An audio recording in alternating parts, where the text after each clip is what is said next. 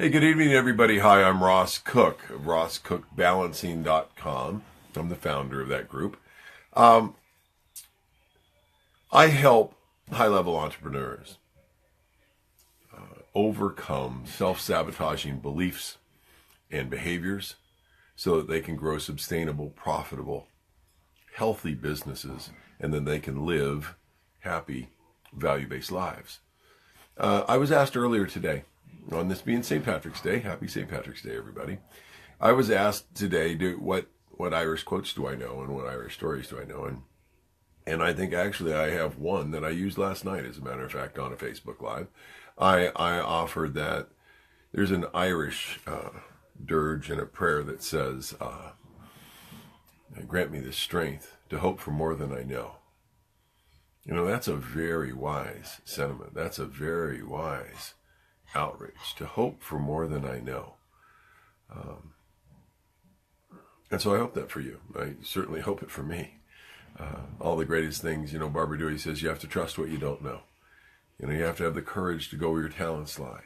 And, that connection to your talents, making it the most effulgent and best you can in your life, making it brilliant and authentic, is outside it's in a growth pattern, and people say, well, we don't really grow that much. Remember when you couldn't walk and you were crawling and then you were tottering and then you were, holding on to things, and, we change all the time. The food that gets in your stomach changes, or it's a real problem for us. It changes into a part of our being, our mind, body, and spirits. It changes all around us. We just get used to it or don't understand its process. And so we tend to hold on to things that are familiar. I want the strength to hope for what I don't know. Okay, that's really good. That's really good. And then musing along those ideas, and I hope I can get through this without just getting really emotional. I can feel it coming now. There's a beautiful book out there, Proof of Heaven by Dr. Eben Alexander, and he has a death experience, and when he comes back, he talks about love being the message that was delivered to him, not through words, but through feelings and sensitivities and intuitions like warm summer breezes. And he when he further examined what he was taught about love, he shared this idea. He said that our baseline is that we're valued and we're blessed, and we can do nothing wrong. What would it feel like if your baseline in your life was built on the idea that you could do nothing wrong?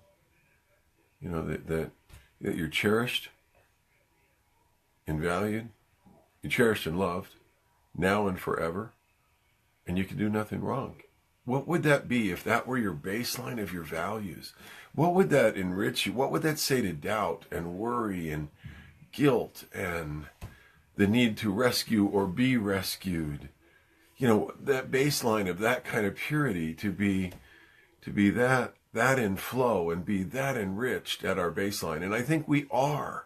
I think we are those people that we are loved and cherished now and forever. That kind of baseline belief, if that were truly what we were, I think it is what we are.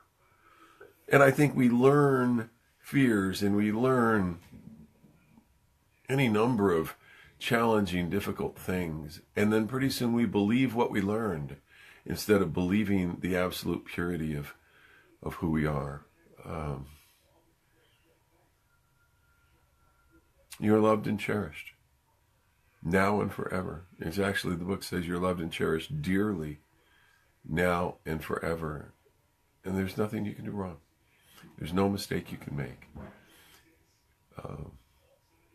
I will endeavor to clear my screens so that I can get to that truth. And I know it's a truth because when you start thinking about that idea and you breathe with it, it brings emotion from places that you aren't aware you have emotions. It's viscerally connected to our ability to love. who we are. I wish you a nice journey into that thought. I'll certainly play with it tonight, tomorrow, and hopefully every day. And share with me how it goes. If I can help you, let me know. I'm here for you. You are loved and cherished dearly now and forever. And there's nothing, you can do wrong. I believe in you. You enjoy your evening tonight. Be safe out there. And I'll talk to you tomorrow.